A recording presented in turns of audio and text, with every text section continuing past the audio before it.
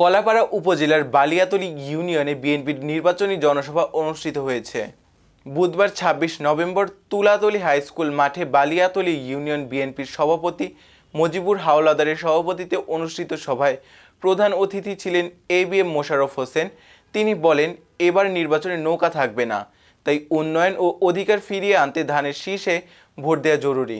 ধানের শীষের প্রার্থীকে বিজয়ী করলে কলাপাড়ার দীর্ঘদিনের অনুন্নয়ন দূর করে উন্নত ও সমৃদ্ধ এলাকায় পরিণত করা সম্ভব। বালিয়াতলী ইউনিয়ন বিএনপির সাধারণ সম্পাদক সাইদুর রহমান বাবুল হাওলাদারের সঞ্চালনায় অনুষ্ঠানে আরও উপস্থিত ছিলেন কলাপাড়া উপজেলা বিএনপির সভাপতি হাজী হুমায়ুন শিকদার সহ স্থানীয় নেতৃবৃন্দ। আমি বাংলাদেশে এমন কোন জেলা নাই আমি যাই নাই, অধিকাংশ উপজেলা আমি গিয়েছি, ইউনিভার্সিটিতে গিয়েছি, কলেজে গিয়েছি।